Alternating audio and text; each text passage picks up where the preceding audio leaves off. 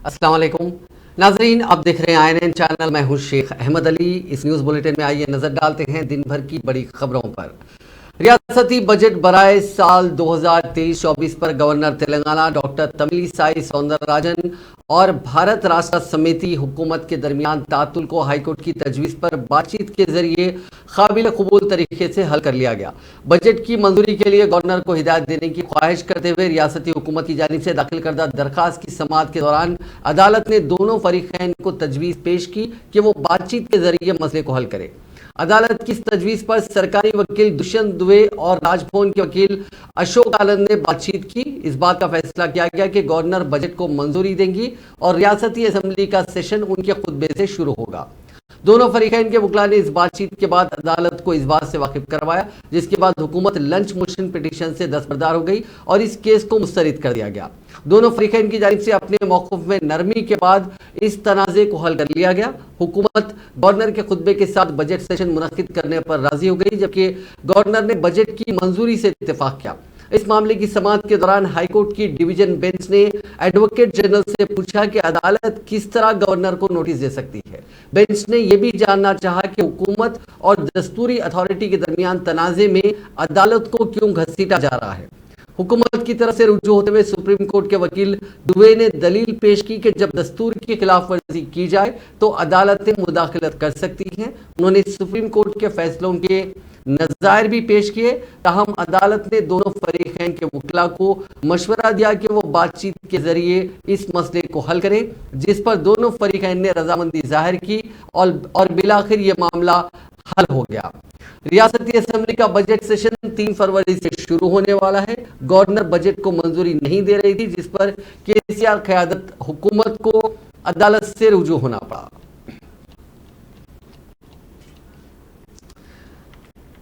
Chief minister Chandrashekhar Rao ने आज 3 फरवरी से शुरू होने वाले असेंबली के बजट इजलास की तैयारियों और मुख्तलिफ महकमों को बजट मुख्तस करने के सिलसिले में रियासती वज़रा और आला अहदेदारों के साथ एक इजलास मुनक्किद किया। इस इजलास में वज़ीर फ़ाइनेंस हरीश राव, वज़ीर इमारत और शबारे वी प्रशांत रेड्डी, महकमे फाइनेंस के आला अहदेदार और दूसरे मौजूद थे। ज़राए के मुताबिक इस इजलास में 3 फरवरी को गवर्नर के खुतबे से असेंबली के बजट इजलास का आगाज करने पर गौर किया गया। गवर्नर के खुतबे के साथ बजट पेश करने की तारीख और वक्त पर भी गौर व खौस किया गया। ज़राए के मुताबिक 3 फरवरी को 12:10 पर असेंबली में बजट पेश किए जाने का इम्कान है। इस मरतबा रियासती बजट 3 लाख करोड़ का हो सकता है। आज के इजलास में चीफ मिनिस्टर ने महकमे फाइनेंस के आला अहदेदारों से मुख्तलिफ टैक्सेस से हासिल होने वाली आमदनी और अखराजात से मुताल्लिक मालूमात हासिल की।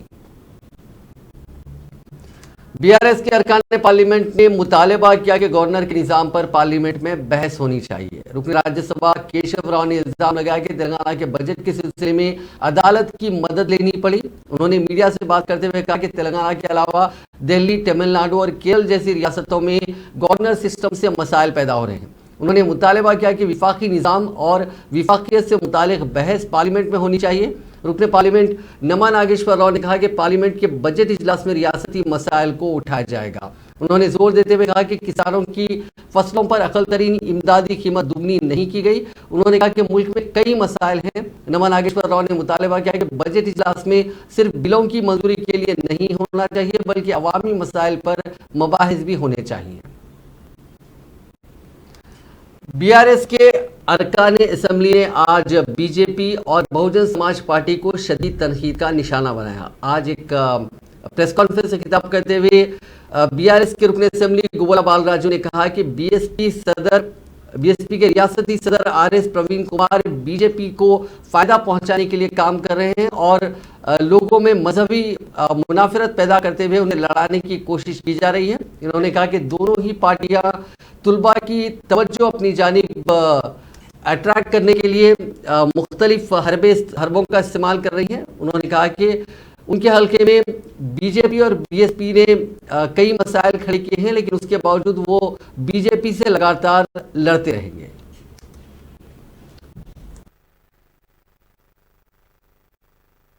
సెక్రటరీగా పనిచేసి ముఖ్యమంత్రి గారు ఆశించినటువంటి పద్ధతిలో పనిచేయని బాధ్యతలను ఇస్తే ప్యారలల్ గవర్నమెంట్ నడిపేటువంటి ప్రయత్నం కూడా చేశారు. ప్రభుత్వ విధానాలు ప్రభుత్వ ఆశయాలు నెరవేర్చమని ముఖ్యమంత్రి గారు రాష్ట్ర ప్రభుత్వం అవకాశం ఇస్తే భవిష్యత్తులో నేనేదో అవ్వాలి అనే స్వార్థపూరితమైనటువంటి ఆలోచన ప్రభుత్వానికి చెడ్డ పేరు వచ్చే విధంగా ప్రభుత్వం ఆశించినటువంటి లక్ష్యాలు నెరవేరితే ముఖ్యమంత్రి గారికి ఇప్పటికే అక్కడంతా కూడా చాలా నష్టం జరిగింది.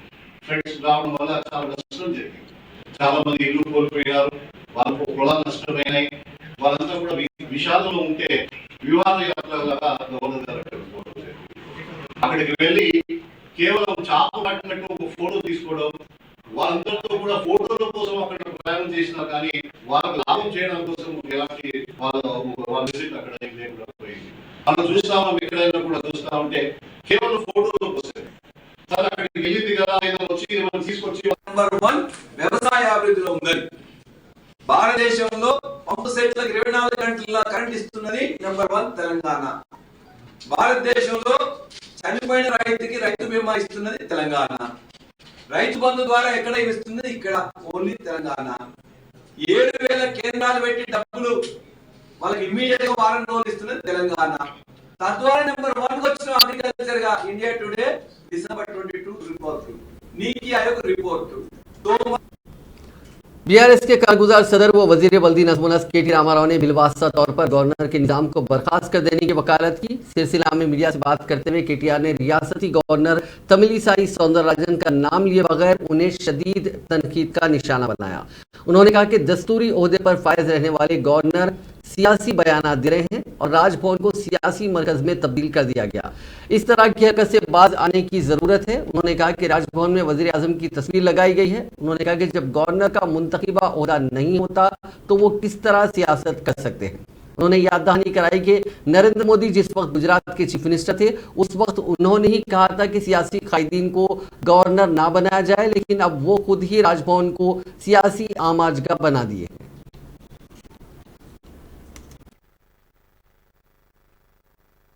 ప్రతినిధులుగా పార్టీల తరపున చర్చలో పాల్గొనడం, రాజకీయపరమైన వ్యాఖ్యలు చేయడం ఇది కూడా మానుకుంటే మంచిది. ఎందుకంటే ఇంత అన్యాయంగా ఒక పార్టీ గురించే మాట్లాడుతూ ఒక పార్టీ నాయకుల ఫోటో రాజ్భవన్ లో పెట్టుకుంటూ రాజ్భవన్ రాజకీయ కార్యకలాపాల కేంద్రంగా మార్చడం కూడా ఇది దేశానికి మంచిది కాదు, వ్యవస్థకు మంచిది కాదు.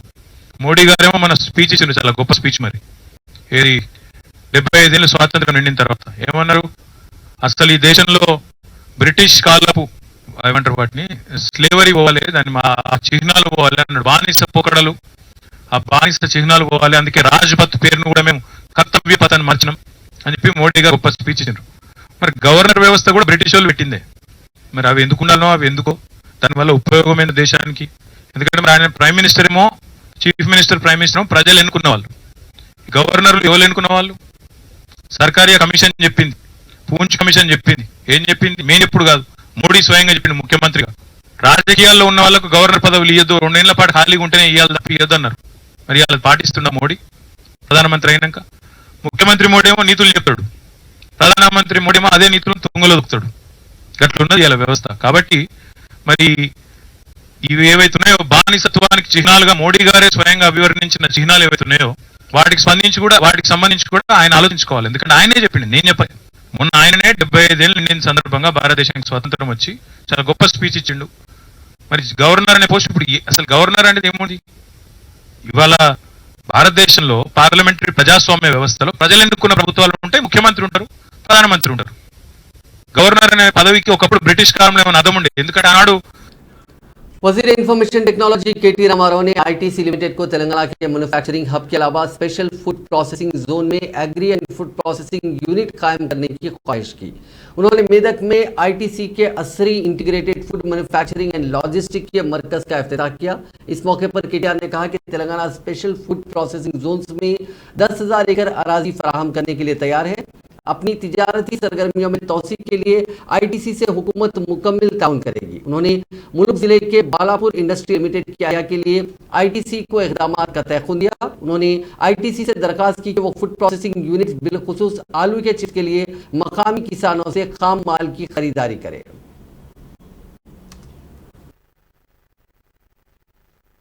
ఈ ఐటీసీ యొక్క ఈ ఫ్యాక్టరీలో మొత్తం నెక్స్ట్ లైన్ కూడా పూర్తయితే 800 కోట్ల పెట్టుబడి ఇక్కడ కూడా పెడుతున్న విషయాన్ని వారు చెప్పారు. చెప్పడంతో పాటు ఇంకో మాట ఏమన్నారంటే, ఇవేమో నేరుగా మేము పెట్టిన ప్లాంట్స్, ఇవి కాకుండా మేము మరొక 19 మంది చిన్న చిన్న యూనిట్లు పెట్టి వారికి నేరుగా ఆర్డర్లు ఇచ్చి అక్కడి నుంచి మా ఉత్పత్తులను కొంటా ఉంటామని చెప్పారు. మీరు దయచేసి ఇక్కడికి వచ్చిన ప్రెస్ మిత్రులతో నా విజ్ఞప్తి, ఈ ఫ్యాక్టరీలో ఏమేమి తయారవుతున్నాయో ఇక్కడ మొత్తం ఎగ్జిబిషన్ పెట్టారు దీని వెనకాలనే, దయచేసి మీరు చూడండి. ఆశీర్వాద్ ఆట అంటే ఆ పిండి ఏదైతే వాళ్ళు బాగా వాడుతున్నారో పిండి, తర్వాత నూడిల్స్ ఉన్నాయి, ఆ నూడిల్స్ కూడా ఇక్కడే తయారు చేస్తున్నారు. చిప్స్, దాంతోపాటు ఇంకా బింగో బ్రాండ్ సంబంధించిన ఇతర అవన్నీ కూడా ఇక్కడే తయారు చేస్తున్నారు.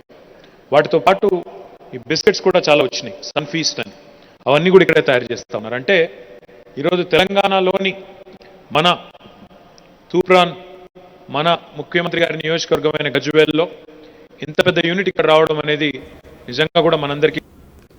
तेलंगाना के वजीर इंफॉर्मेशन टेक्नोलॉजी केटी रामाराव के 31 जनवरी को जिले हनमकुंडा के कमलापुर के दौरे के पेश नजर मकामी बीजेपी और कांग्रेस के कायदीनों कारकुनों को पुलिस ने एहतियाती तौर पर गिरफ्तार कर लिया।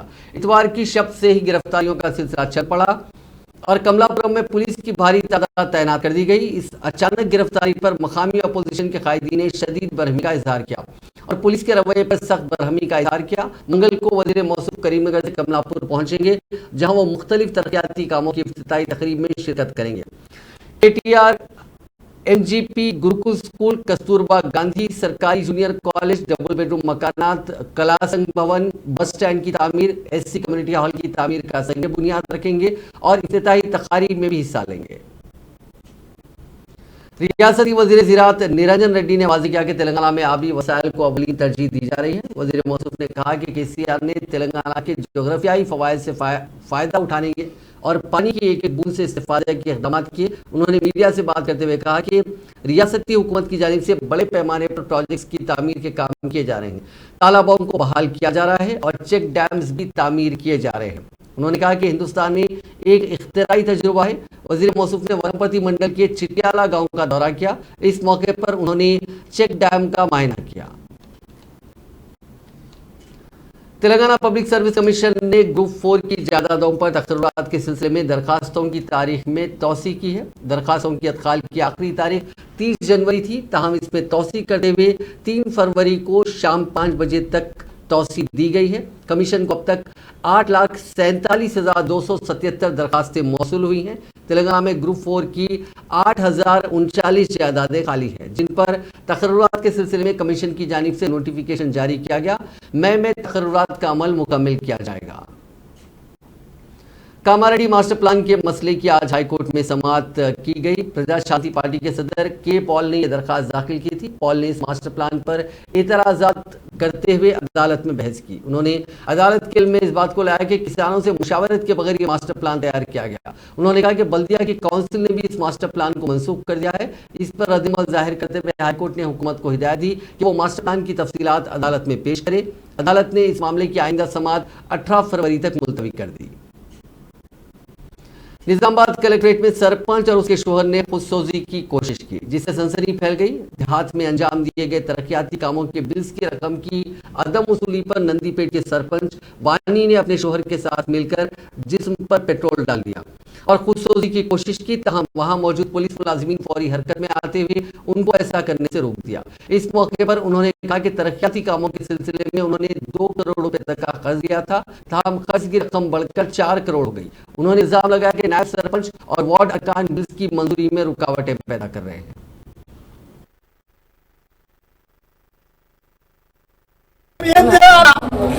అయ్యో జీవన్ రెడ్డి నీకు మున్నూరు కాపమైన మంచలే కనిపిస్తున్నారా? మా కర్మచారి మాకు చూసారా? మరి మేము కనబడుతున్న మాకు ఇబ్బంది మాకు లేదా? మాకు చేసిన అన్యాయం మేము గెలవగానే మాకు అట్రాసిటీ కేసు 3 సంవత్సరాలు దానికి తిరిగినాం. ఆ తర్వాత మమ్మల్ని సస్పెండ్, ఎంతో మంది ప్రముఖులు అవార్డు పొందినాం. ఈరోజు నందిపేటలో ప్రజల ముందు నేను పోకట్ చూపించలేకపోతున్నా. కలెక్టర్ రమ్మను ఎందుకు మాకు మా సర్పంచ్ వారి మా భార్యను సర్పంచ్ చేసినందుకు ఈరోజు నందిపేట ప్రజలందరికీ నమస్కారం చేస్తూ వాళ్ళ పాదాభినందన చేసుకుంటూ మమ్మల్ని నమ్ముకొని ఎంతో ఊరు బాగుపడతామని అనుకున్నారు. కానీ మేమేం చేయలేదు. దానికి సిగ్గుతో తలదలుచుకుంటాం. 4 సంవత్సరాల నుండి మేము పద్మశాలి బిడ్డగా మమ్మల్ని ధర్మజీకి 40 మంది 2 కోట్ల రూపాయలకు 4 కోట్ల పోయిందమ్మని ఎట్లా చెప్తాం? అదే మంచిది కాదా? 2 సంవత్సరాలు చెక్పాలు చేస్తే 2 కోట్ల రూపాయలు ఆఫీసర్లు చేసారు. మరి అంటే లెక్క అడగరా? నేనేం చేయాలి చెప్పు? गवर्नर डॉक्टर तमिलिसाई सौंदरराजन, रियासती वजीर तलसानी श्रीनिवास यादव और दीगर ने गांधी जी की बरसी के मौके पर लंगर हाउस के बापू घाट पर फूल निछावर करते हुए खिराज पेश किया।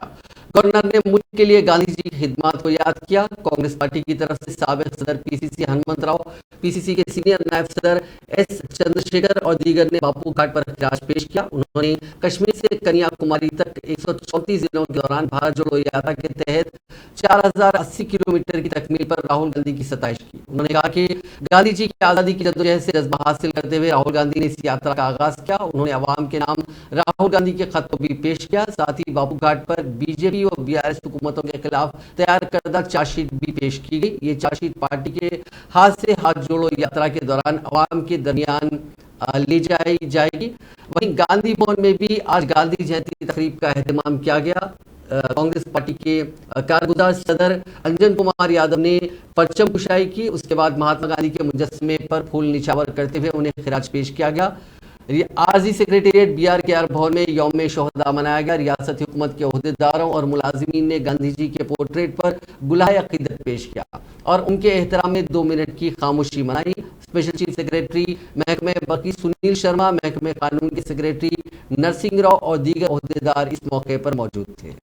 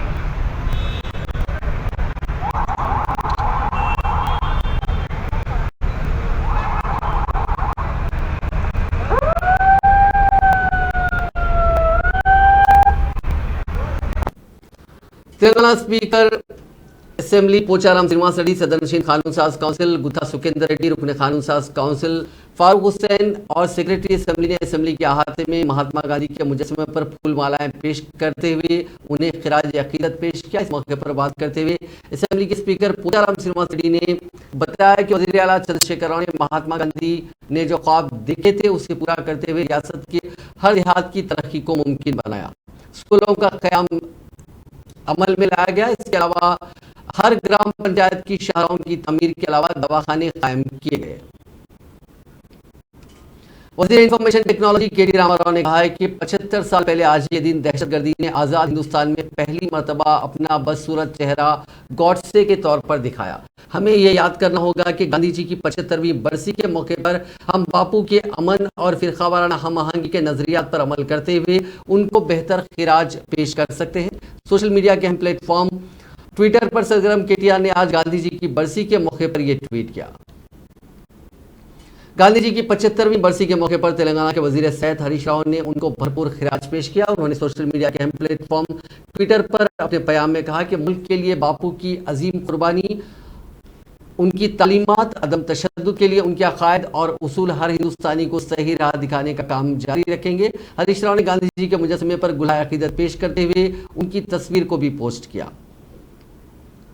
बीजेपी के रियासती सदर बंडी संजय ने कहा कि रियासती हुकूमत सब इंस्पेक्टर्स और कांस्टेबल्स के उम्मीदवारों की जिंदगियों से खेल रही है। इन उम्मीदवारों को इंसाफ दिलाने के लिए बीजेपी की नौजवान तंजीम बीजेवाईएम की जानिब से डीजीपी के दफ्तर पर दिए गए धरने के दौरान जख्मी होने वाले बीजेवाईएम के रियासती सदर भानु प्रकाश की अयादत की, जो शहर के खानगी अस्पताल में जेर इलाज है। भानु प्रकाश की अयादत के बाद मीडिया से बात करते हुए बंडी संजय ने कहा कि सब इंस्पेक्टर्स और कांस्टेबल्स के इम्तिहान में कई गलतियां दरपेश हुई। पर्चे सवालात में 20 सवालात गलत तौर पर दिए गए, जिससे उम्मीदवारों को जवाब देने में मुश्किलात पेश आई। नतीजे में हजारों उम्मीदवार मुनासिब निशानात ना मिलने पर उन जायदादों के लिए नाअहल करार दिए गए। बंडी संजय ने कहा कि उम्मीदवारों के साथ इंसाफ करने का मुतालबा करते हुए बीजेपी के दफ्तर पर एहतजाज करने वालों पर पुलिस ने हमला कर दिया। उन्होंने कहा कि हालिया दिनों से पुलिस हमलों में इजाफा हुआ।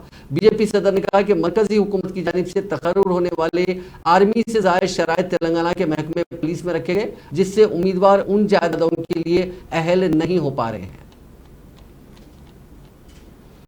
सीपीआई ने विशाखापट्टनम स्टील प्लांट की निजीकारी के खिलाफ मजदूरों की हड़ताल की हिमायत की। पार्टी के आंध्र प्रदेश के सेक्रेटरी रामकृष्णा ने तमाम कारकुनों से एहतजाज में शिरकत की अपील की। उन्होंने इस मौके पर मीडिया से बात करते हुए कहा कि मजदूर 2 साल से निजीकारी के खिलाफ एहतजाज कर रहे हैं, लेकिन मरकजी और रियासती हुकूमतों की जानिब से उस पर कोई रद्द-ए-अमल सामने नहीं आया। उन्होंने कहा कि 2 साल से सियासी जमातें भी मरकज पर दबाव डालने की कोशिश कर रही हैं, ताहम मरकज अपने मौक़िफ़ पर कायम है। उन्होंने कहा कि वज़ीर आला जगन मोहन रेड्डी ने कबल अज़ीं इस फैक्ट्री की निजीकारी के मसले पर इज़हार ख्याल किया था, ताहम इस मसले को नज़रअंदाज करें। और वज़ीर आज़म के दौरे विशाखापट्टनम के मौके पर भी उन्होंने इस मसले पर उनसे कोई बात नहीं की।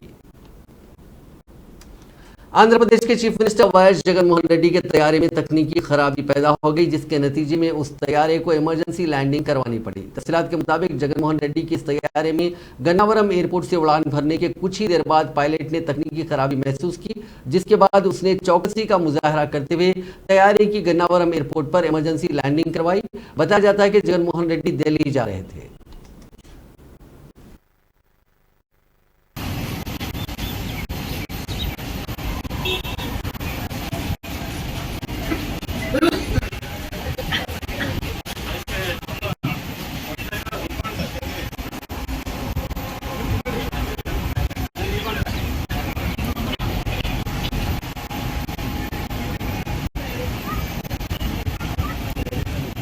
ఫ్లైట్ నాకు తెలిసినంత వరకు ఏదో టెక్నికల్ ఇష్యూ ఉంది అని చెప్పేసి ఫ్లైట్ని వెనక్కి తీసుకొని ల్యాండ్ చేయడం జరిగింది. ఇది నార్మల్గా ఏవియేషన్ ఫీల్డ్లో సర్వసాధారణమే. ఇందులో పెద్ద వేరే విశేషం అంటూ ఏం లేదు.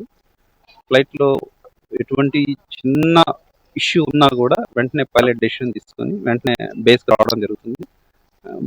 ఈ ప్యాసింజర్స్ ఉన్నా విఐపీస్ ఉన్నారంటే ఇంకా ఎక్కువ జాగ్రత్తలు తీసుకొని వెంటనే వెనక్కి తీసుకొచ్చి ల్యాండ్ చేయడం జరుగుతుంది. ఖచ్చితంగా చూస్తారు, ఖచ్చితంగా అన్ని చెక్ చేస్తారు. ప్రాపర్గా అన్ని టెస్ట్లు చేసి టెస్ట్ పాస్ అయిన తర్వాతనే ఫ్లైట్ ముందు కదలడం అంటూ జరుగుతుంది. ప్రీ ఫ్లైట్ చెక్స్ అన్నవి ఖచ్చితంగా చేసుకుంటారు, అవి చేస్తుంటారు. కానీ మెషిన్ అన్నది ఏ టైంలోనైనా ఏదైనా ఒక్కోసారి సిగ్నల్స్ ప్రాబ్లం కావచ్చు, టెక్నికల్ అంటారు నార్మల్గా.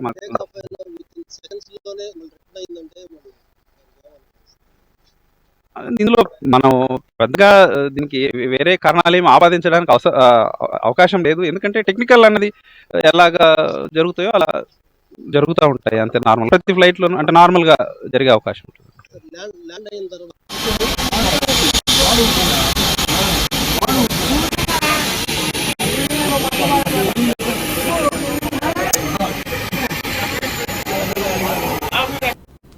लंगर हाउस पुलिस ने आज एक रॉबरी केस को हल करते हुए इसमें मुलविस मुलजिम को गिरफ्तार कर लिया और उसके कब्जे से गोल्ड चेन रिकवर की गई। इस सिलसिले में एसीपी आसिफ नगर ने एक प्रेस कॉन्फ्रेंस करते हुए मीडिया को तफसीलात से वाकिफ करवाया। उन्होंने कहा कि जिस शख्स को गिरफ्तार किया गया उसकी पहचान सैयद हमीद उम्र 24 साल के तौर पर की गई है।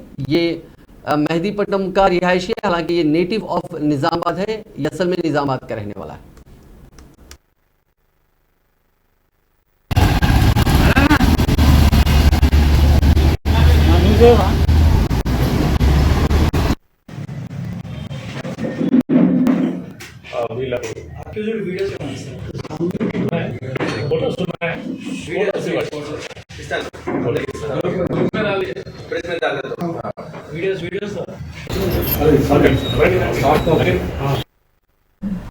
तारीख के दिन लंगर हाउस पुलिस